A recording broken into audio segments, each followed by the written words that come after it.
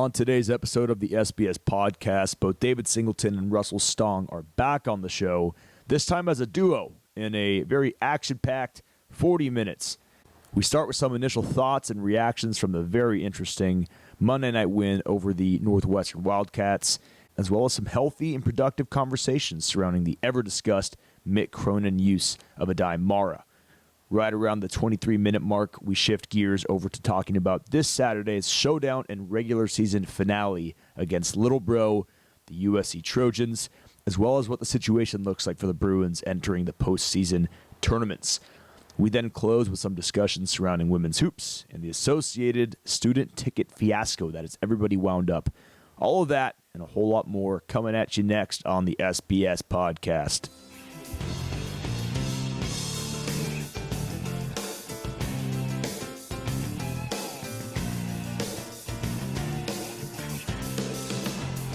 We've got David and Russ back on the show. Gentlemen, how are we doing? We're doing amazing. How are you? Yep, doing great. Thanks for having us. I'm great because you guys are back with us. I mean, shit. This is the first recurring guests, and it came as a couple. So thank you, gentlemen. Before we dive into basketball, because I know I'm going to forget, I want to quickly shout out UCLA baseball. Kyle, Keon, and myself, we actually made our way out to Jackie Robinson Stadium, what was that, Sunday? Mm-hmm. Saw the Bruins take care of business against SC 5-1. Russ, David, did you guys ever go to a baseball game? Be honest. I went to one my sophomore year, and then there we go. And then I left for Vegas, and then COVID happens. That's the only reason why I remember. Oh, lovely. Which one was it? Do you remember who we played? Bro, I wasn't a baseball fan until my fourth year. Actually, Russ was like, you got to be, I'll show you how to be, a Dodger fan. And then I was like, yeah, I love this Dodger stuff. And then all of a sudden, it was the UCLA Health Night, remember? Everyone got, custom Dodger. Yeah, I got to get into baseball now. So I got in too late, honestly. I went to a bunch of games because I was boys with Michael Ross. He was there Sunday as well. Yeah, it's really nice to get out there. Spring quarter, weather's nice, super chill. I always said, I think it's the biggest hidden gem of the UCLA student. If you're a fan of sports, at least, if you're a current student, it's just no one really, sorry, Kyle, but just no one really talks about baseball on campus. And they hardly promote it. But once you get out to Jackie, it's all shady and nice. And like you said, good weather. And what they've got going on now, which is kind of why we did this, they now have this, what do we even call it, a club area? Called the JRS Club, Jackie Robinson Stadium Club, down the left field line. Tell us more about it, Kyle. Yeah, it used to be an old shed, now converted to a little, I don't even know what you call it. It's a area with tables, and they got a barbecue. Yeah, a little patio. I think we rented it out for 25 people, $500, $20 a ticket. You got some food, had a little drink with us, so it was a good time. Got to see right from the view of the left fielder. That's the best part, is that you're right there in the outfield. So every time there's a home run, you can say whatever you want, man. There's no laws in the third baseline. Yeah, Ross was loving it. But hey, dude, honestly, I don't know if we've even really talked about the SBS section since. Okay, yeah, David and Russ for the Minnesota game, which, oh goodness, to bring that up again. We did the SBS reserve section where we promoted it at a discount, and all of the tickets were sold through an SBS link. We got 45 or so people out there just through the SBS turnout. And until it wasn't a good time, it was a great time. Yeah. Yeah.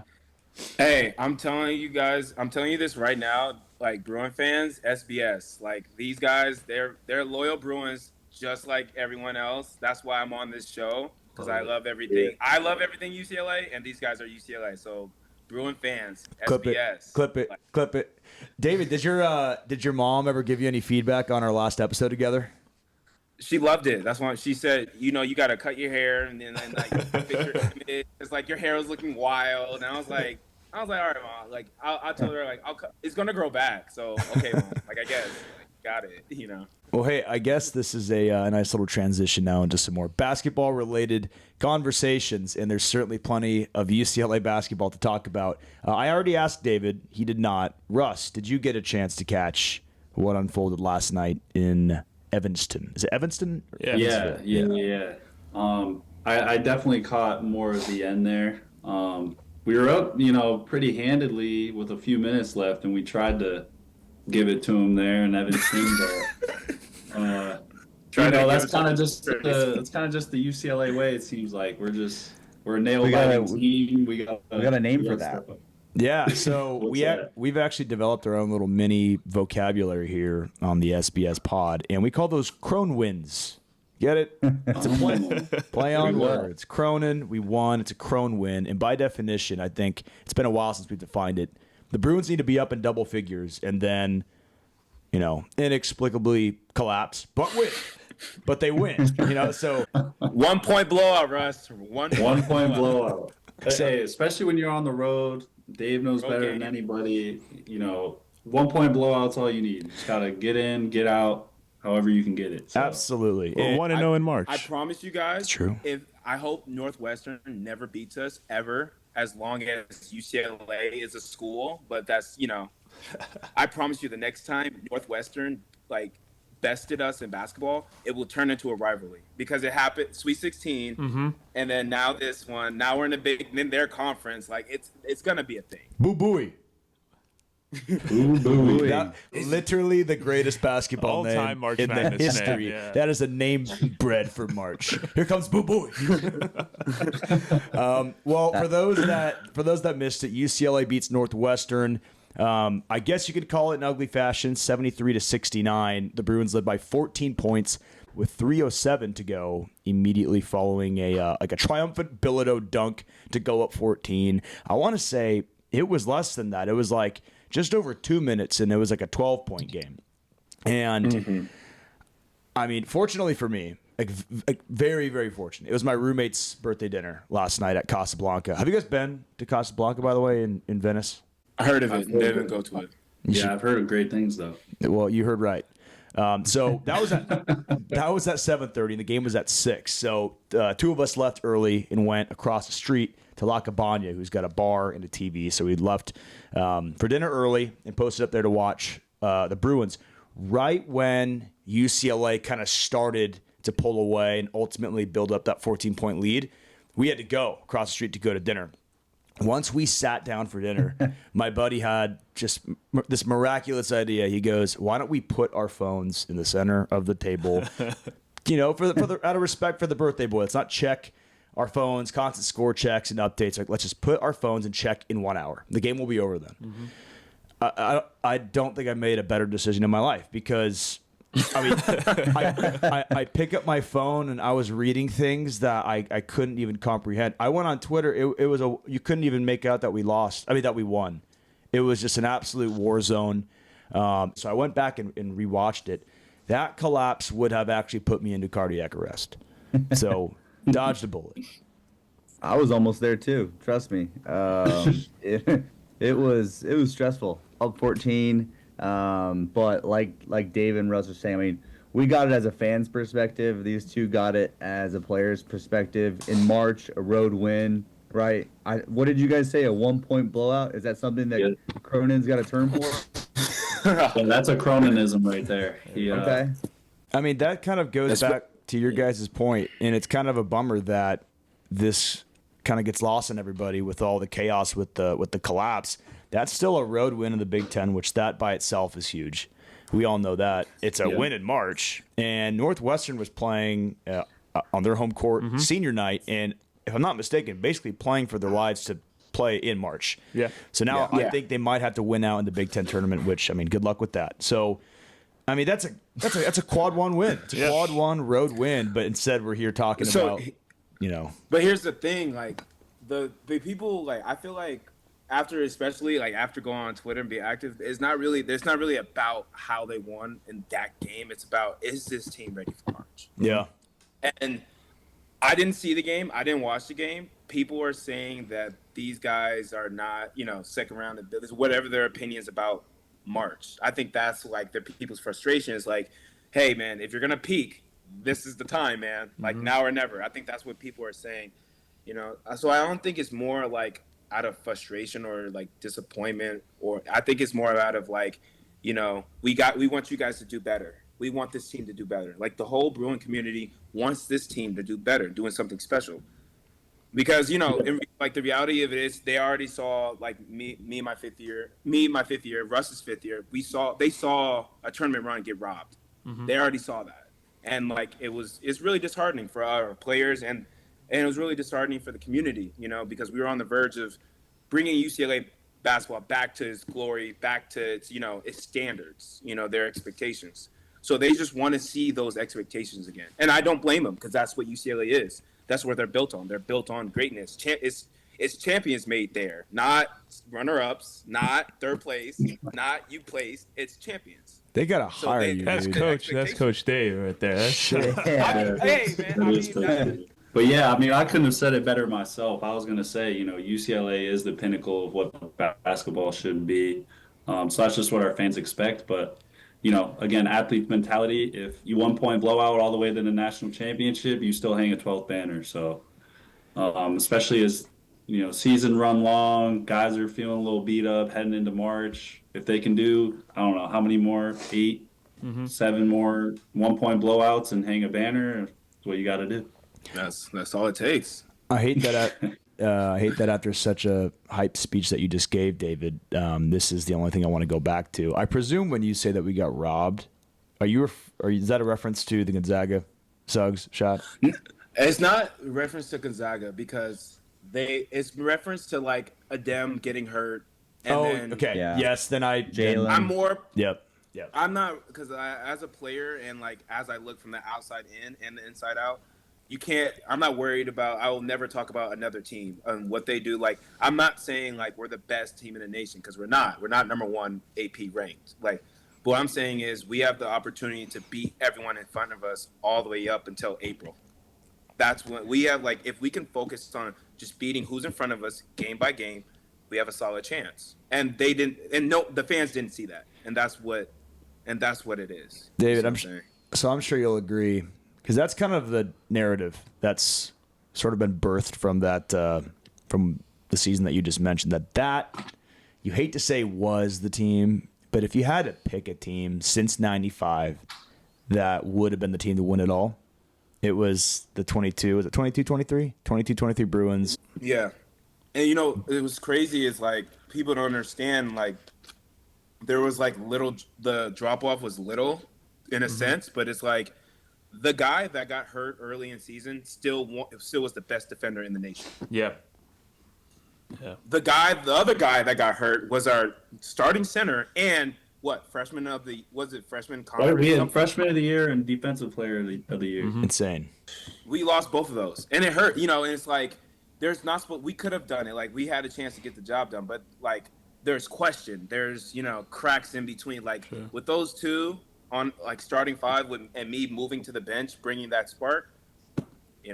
And then we have Russ starting at our senior night. Come on now. Awesome. Yeah.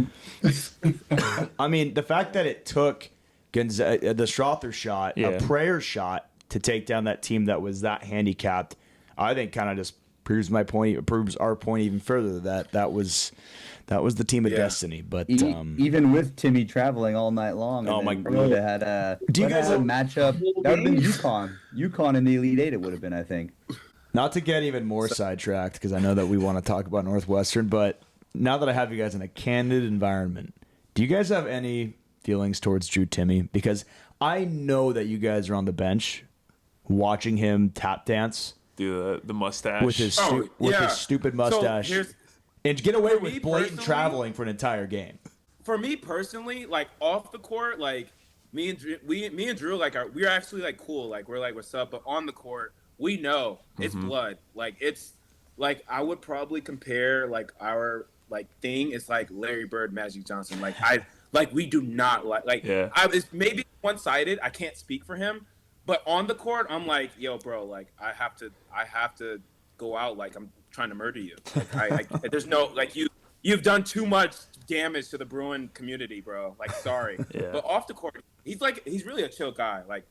Like any other guy. But on the court, Dave. Don't tell me that. Anyway, I'll go ahead and say it. Drew Timme, I'll watch any of these guys in the league. Julian Strother, Drew Timme, Hunter Salas, Nolan Hickman, oh my God, Anton Watson. Nah, any of them.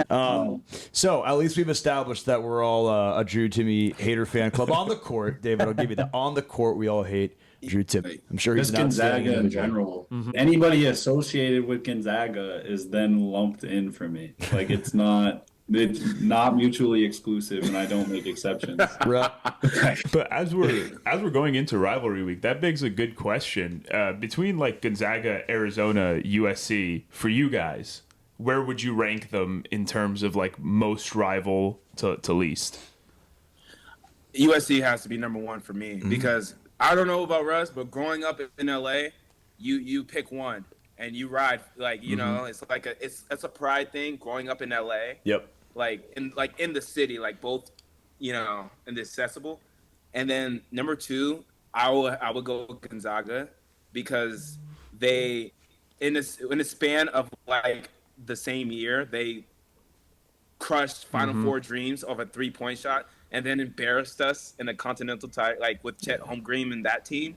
I'm not saying Arizona is like the least rival, but they're the least rival out of those three because it's like. You guys are just good in the same conference. It's not really a rival. You're just also good. It's so interesting because I feel like a fan's perspective is different because I think I hate Arizona fans more than any other fan base in the entire country. I do notice that there's a disconnect pretty often between sentiments on the bench and on the team. Russ, are you in agreement with David? Is it? Well, I have an insider here because my dad actually went to USC, and I may or may not have grown up a Trojan. So, just even worse. It gets worse every time you speak. no, I flipped to the good side. Well, I guess I'll take the Dave route, and I'll lay it out. You know, he already explained how Gonzaga has their impact on us. Arizona took away couple Pac-12 championships from us. They did do that, yeah. Their fans are violators. Benedict Mathurin and Tubelis are on the same level of hatred that I have for I don't know. This is a walk-on thing, but I look at the Arizona walk-ons and I just instantly think, frat guy, how are you on squad? And instantly, you know, hate them too. Their fans suck. Obviously, we had that incident in Tucson that sort of stirred it up. USC, I mean, they're USC, like they've said, it's LA, but I kind of look at them as Lowbro, so like it's not. I mean, someone had to say, we better, bro, Ross, we better beat them, bro. So, no. We better beat them after saying that. No, listen, and we have to. You know, I was gonna back it up and say, you know, even though they're Lowbro, we never won in the Galen Center. That's what I'm saying. You got to give them their flowers for that. Yeah, no, that's respect. But David, here's this. You say that we have to win. I could say on loop for an hour that USC is little bro, and they could beat us 20 times in a row. They're still going to be little bro. So they're still low bro. I mean, they put record. up banners for Elite Eights. They do different things where, you know, UCLA would never do that. It wasn't even the banner for me. It was that they made fucking rings. They literally made. You remember? They made Elite Eight rings, and they were like big and nice. So they spent money on it. I'm reining us back into Northwestern because there's a part of this game that UCLA fans are kind of I told you soing. And it's the minutes we saw out of Aday Mara. At least compared to the Purdue game, UCLA fans kind of got their wish. Educate me because I remember I didn't see the game. So Aday Mara played 16 minutes, got 10 rebounds, 11 points, 3 blocks. And David, here's a stat that I saw floating on Twitter a bunch. You guys have probably seen it. UCLA is 9-0 when Aday Mara plays 15-plus minutes. Just saying. Okay. Yeah. It's like a heated – I'm sure you've been on Twitter a bunch, dude. It's a heated So I've debate. seen this. Number one is like – I understand what people are saying. It's like from outside looking in, it's like, hey, play the 7-footer. But it's like the 7-footers, they get injured easy. Like, knock on wood, they get – like you have to take care of the bodies differently than everyone else. I heard there was a virus going around, so like his wind can't be like messed up. Like Cronin, one thing about Cronin, he knows what he's like. He doesn't even look on social media, and he knows what he's doing in terms of like people's bodies. And he's like, okay, let me get this far with a die, and then I'm gonna let him peak for March. Because if I'm a coach and there's a virus going around affecting people's like lungs and wind capacity, yes, he is 7 foot, and yes, we win with him naturally. That's how it goes. But I can't get him so winded and so like used up by the time the second round of to tournament. Now he's gassed. You see what I'm saying? So is your take that UCLA fans can possibly expect a higher minute allotment in March for Aday? Because we can live with that. I mean, see, for me, I can't speak for Cronin. Like, I have no idea. Of course. Like, what I'm saying is, like, I would give Cronin some grace. He does know what he's doing with these players. Yeah. That's all I'm saying. I'm also, like, look at his track record. Like, predicted to win Pac-12 before COVID, Final Four, Sweet 16. Like, give him, Cronin, they need some grace, and they need support. They don't need Cronin attacking. We need positive energy and support coming into March. Like, if you're going to hate on them, I understand. You're a fan. You're frustrated. Hate on them after the fact. Okay. Like, let's focus on beating USC. After that, let's focus on the Big Ten tournament. After that, let's focus on putting up banner number 12. Yeah. You know? So. Yeah, and, to your point, Cronin's not going to do anything without a reason, and he has reasons of doing things, and to your point, we're winning games, and we got to give him some grace. I'm going to be in the camp that I'd like to see more of Mara too. But at the same time, he is gassed and he's made a big jump, and we have to give credit to Dave Andrews, our strength coach, and how he's been able to develop him, because even the minutes he's playing now, he wouldn't be able to get up and down that much before, and he, would be getting pushed around the paint, and now he's able to guard some guards on the switch. So, I mean, he's really developed as a player, and I think that's why everybody wants to see him so much, is because, when he is, conditioned and he is ready to go, he is the best player out there. So, it takes time. I want to just I thought of something, you talking about fatigue. There was a point in last night's game, I think it was the first half, the start of the first half, they went 8 minutes to the 12-minute mark with no stoppage to the past the media timeout at the under 16. Yep. Is there a point like where you guys are ever in a game and you're like, winded, and you're like, holy shit, like where's the under 12 timeout? Where's the under 8 timeout? Is that something that players look at? That's a Dave question. Yeah, we do look at that because, I'm sorry to, if you're not tired out there, bro, you're probably getting subbed out. I'm not gonna lie. If you're not winded or gassed, he's gonna look at you and like you're not putting in any effort, because it's not about if you get the job done. It's about doing it right. So yeah, I look like I'm like media. I'm not in help. I can 30 seconds of not being in help side. It's just I do look for those media timeouts because like we play hard, and playing hard consumes energy. So, right. Yeah. And that says a lot, because Dave is one of our most well-conditioned guys out there. So, well, yeah, I had to. Yeah, Cronin. Yeah, he told me to get in shape. You're gonna be running around shooting, when you leave, and that's what I did. I was like, you know what? He's probably right. So yeah, and he's telling Dave to get in better shape, and this dude's like -% body fat, ripped, like 220. I'm like, oh my god, bro. I can't even guard this guy in the paint. He can shoot over me, do all this, run around in circles. And I'm like, all right, well, get in shape, Dave. I'm sure the Skyhawks got him taken care of these days, or so I hear. But, I mean, nevertheless, the Bruins survive. You can talk about the minute situation all you want. You can talk about the collapse all you want. UCLA now has one more game left in its regular season, and it's against who else but USC. Now, I learned listening to Bruin Talk on the drive home from Casa Bees last night that USC is playing for their right to play in the Big Ten tournament. So, obviously, the March ship has sailed for the Trojans, but should UCLA beat USC this Saturday at Poly Pavilion, 5 p.m., you better fucking be there if you're listening and live in LA. Or fly in. I've got a buddy from North Carolina. Shout out to Cooper, who's flying in for this game. So all the more reason to get your ass in Poly Pavilion. But should the Bruins beat SC, that ends their season entirely. So, and that's not to say that UCLA doesn't have anything to play for. I mean, my God. So both teams looking to be a major spoiler in a series that's already, as heated as can be, as you guys already mentioned. So I want to hear some thoughts on this one.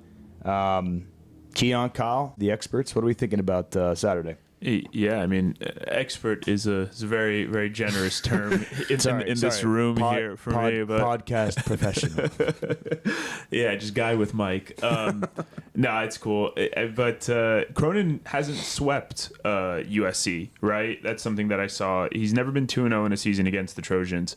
Already won in Galen Center, something that has been, an issue in the past. So he's already gotten the hard win out of the way. So I really hope that we're able to come back into Pauley last game of the season, senior night, and really put on a show for the fans and end the regular season with a big statement win. That, I mean, the boys are still fighting for that top 4 in the Big Ten. Like, they could still get the double bye if other things go our way. Don't concern yourself with the other games because you can't control those. Just win what you need to win and do it well, and let's see what happens in the Big Ten tournament. I'm going to concern myself with the other games because Purdue needs to lose tonight. And I think anybody got a score check? Up. Oh, they were up last I checked. Because I do. Oh my god! 90 to 63. Yeah. So it looks like it's not going to be a top 4 seed in the Big Ten. Live. Oh my god! Breaking news. Yeah. So breaking news live on Unless the SBS. It's a 27-point comeback in the next 3:49 to go. Hey, honestly, how did Rutgers not do as well? Like, they have 2 lottery picks in their team. I don't know, but that was just So that drops Rutgers now. The Rutgers loss to a Q2 loss. That was originally a Q1 loss. So that's kind of double bad to hear that, because not only is UCLA now for sure not going to be receiving a double bye in the Big Ten tournament, they also have a Q1 loss demoted to a Q2 loss. And USC, being the shitheads that they are, did the same exact thing. They are now number... I want to say USC is now number 70-something. 76. 76. So that's also top 75 is a Q1. So UCLA now has kind of a balancing game, bro. Like, they can't beat USC by too much, because if we just hardly beat them and then enough teams lose, that could reactivate them back to a Q1 loss. David, Russ, can you shed some light on the art of beating a team by not too much? We're talking about 1-point blowouts. Now is the perfect time. Bro, I'm sorry. Cronin, Russ remembers. We played Southern Utah. Remember that blowout? And we still ended up beating them by 20. Cronin, you would think we got smacked by 30 in that line. And we beat a team by 20. We were up 40, and then we ended up beating him by 20. He was mad. We practiced hard the next practice. Okay. It's not about who's we don't play to your level of competition. You play your game, UCLA basketball, for 40 minutes. Period. That's funny you say that, Dave. Last night in Mick Cronin's presser, they asked, I think Ben Bolch asked him about what happened there at the end, and he said that he was trying to get on Scott Van Pelt's segment on SportsCenter, Bad Beats. I don't know if you've ever seen that. Yeah. No, I've never seen that. It's a segment where they show bad beats, over under spreads, things like that. Just barely. I think the spread last night was 3.5. And we won by 4. Yeah. The intentional foul, double possession was just bonkers as it pertains to the spread. Going back to the March situation, Joe Lunardi, as of this morning, has UCLA as a 6th seed in the East, and CBS has them as a 7th seed in the Midwest. I guess hell's frozen over because Joe Lunardi is apparently now seeding UCLA favorably. So I'll open up a question. Would you guys rather be a 6th seed in the East or a slightly higher or a better seed somewhere closer to home, like the Midwest? How do we feel about that? Russ, go first. Seeds don't matter. All right. Honestly. Thank you. Thank you. I knew Russ was going to say it. Why doesn't it matter, Russ? Why don't they First 4 to the Final 4, baby. Come on. Yes, Thank you. First 4 to the Final 4. It does not matter.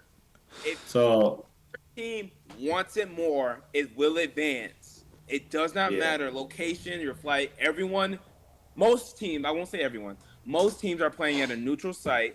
Most teams have the same prep time everyone has. It's about our 10 to 12 versus your 10 to 12. Who's better? March, I'm telling you guys, the tournament, rankings, all that.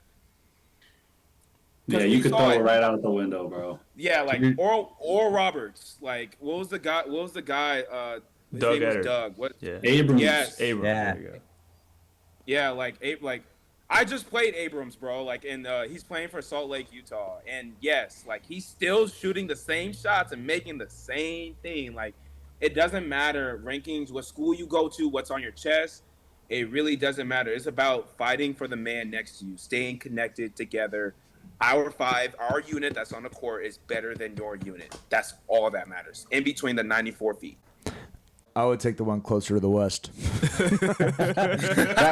That way we can go to the game, right? Yeah. That's what I was gonna say. I was gonna follow up by saying now as a fan, I actually want them to be on the East. Now that I'm over here on the East. You know where else Oh. can go. Hey, if some reason they come to the South, hey, I might have to make the trip.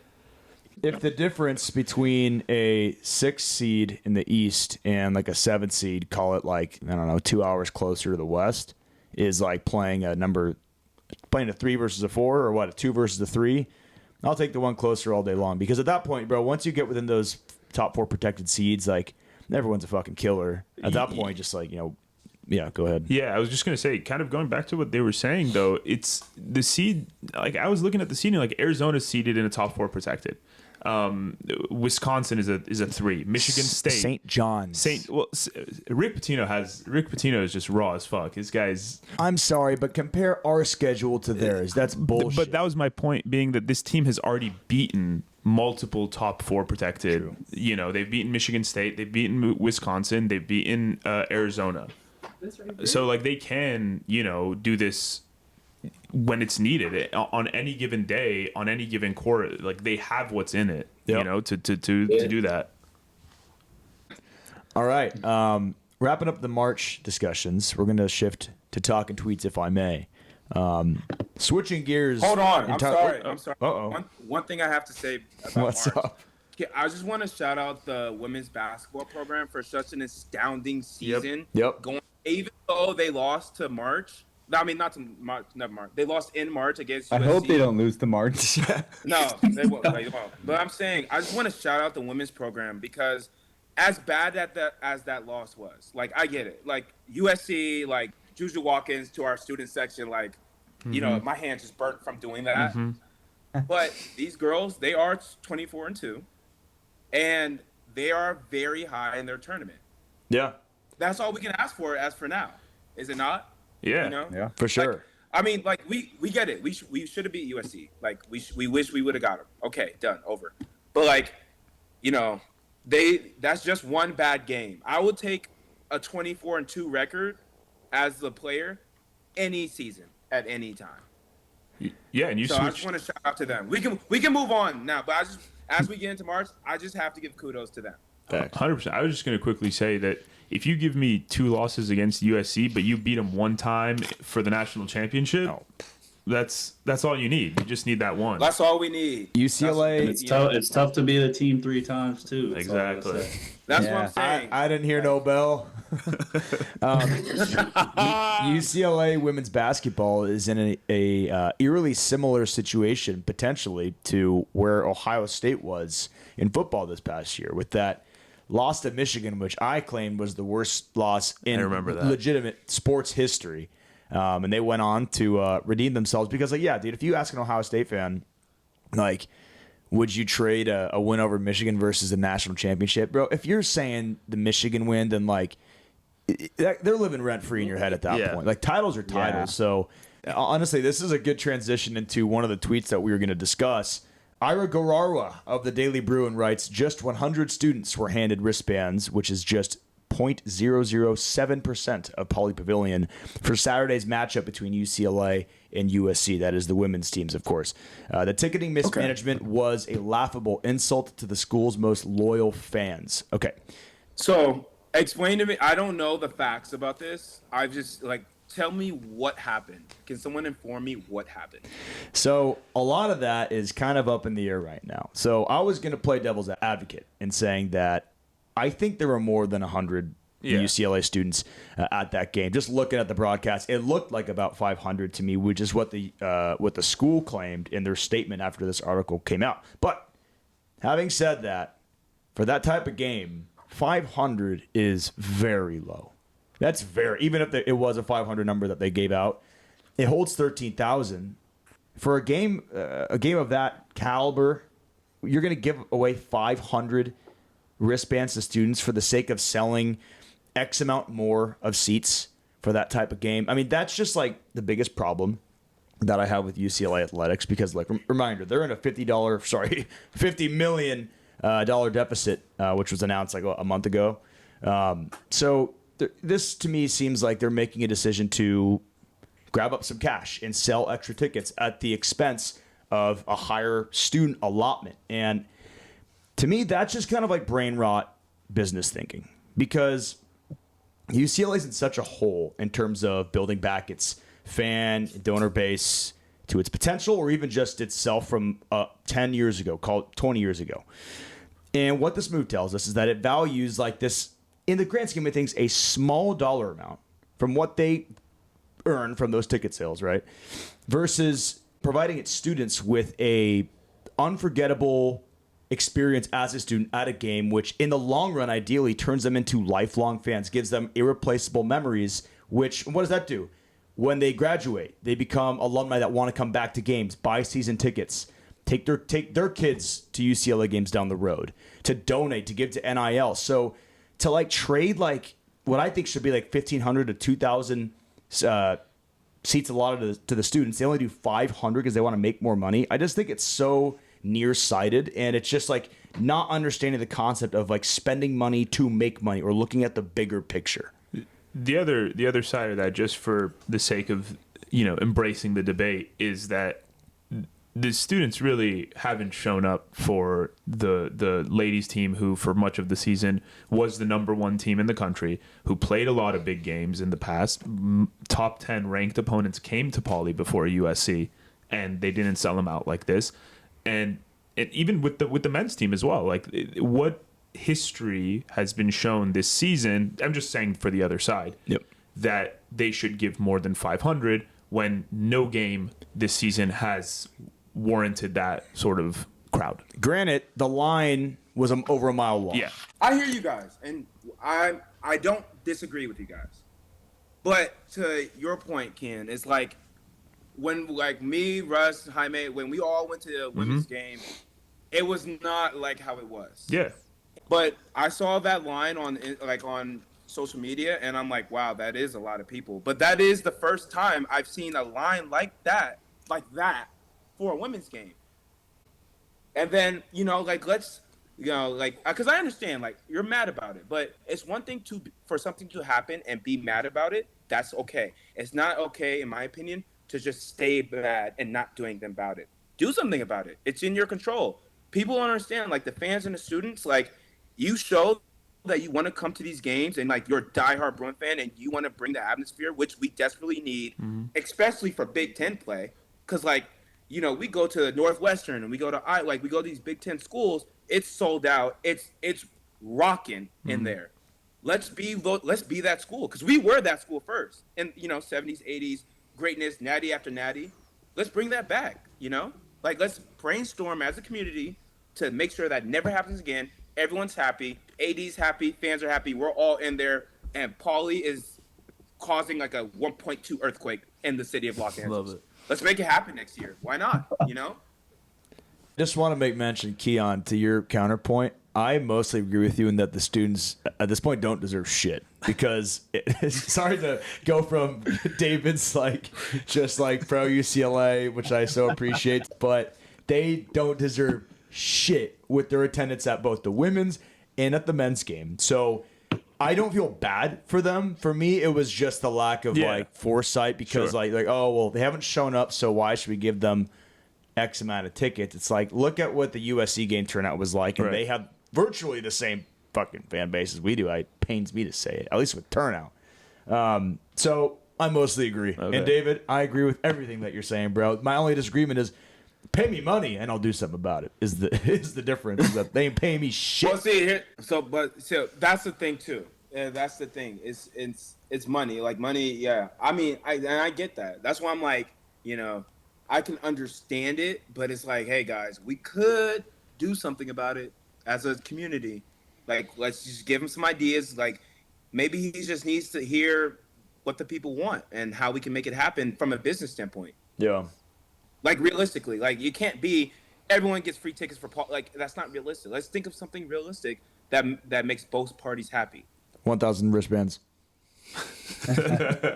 I'll compromise. Cool. Hey man, if that might SBS wristbands. Yeah, SBS section. We should just fuck, dude. Let's talk to the BBC and just run with the wristband allotment next time. Hey man, maybe you guys can just get start growing your wristband section at the point where it's like, okay, it's like we have den. SBS. Bro, that's the goal. That is absolutely the goal. We only had one crack at it, and it was against a low-profile opponent on, what was it, a Monday? Yep. It was a Monday night. Tuesday, yeah, Monday or Tuesday. And we got one of the guys had driven out from, was it? OC, right? It was Huntington Beach. Huntington Beach. And that's on a Monday night. He left at like 3 p.m. from his job. The guy's the absolute man. So, point goes to show, if you put in the work, they're there. The fans are there, man. Yeah. You just gotta work a little bit to get them in there. That's fucking whatever. That's pretty much all we have. Hey, one last shout out, and it was a part of Talking Tweets. Adam Schefter tweets, Cowboys defensive tackle Osa Odigizua reached an agreement today on a 4-year, $80 million deal that includes $58 million guaranteed and a $20 million signing bonus. That's my guy. Osa is rich, so let's hear it for our brother in blue. Yeah. Osa Odigizua making it big. Maybe he can buy out a section of Pauly. Yeah, fuck. There we go. Hey, he go to save it for Pasadena. Yep. I want football guys need to invest in football. There we go. Because we 100%. We need all the champions for all sports programs. Yes, sir. From all the way from rowing to men's basketball. Mm-hmm. You know. I bet you VIP stripper pole buses from Westwood to Pasadena and back for every student on campus would cost less than $80 million. Easy. For a full season? Absolutely. Osa hit our line for some ideas. Osa, stop being so fucking cheap. Registered 501c3 here. I love it. All right. I think that's all we got in store for today. Russ, David, Coach Dave, thank you, boys, for coming on. We appreciate the hell out of it. Thank you for having me. I appreciate it. Absolutely, Yeah, man. thanks for having us, guys. It's always a fun time. No, you guys are the best. The fans love it. The listeners absolutely love it. Mm-hmm. And the listenership shows. Whenever you guys come on, we get a little spike. And that's to no one's surprise. They love hearing from you guys. Beat SC. Beat SC. Let's go. Go.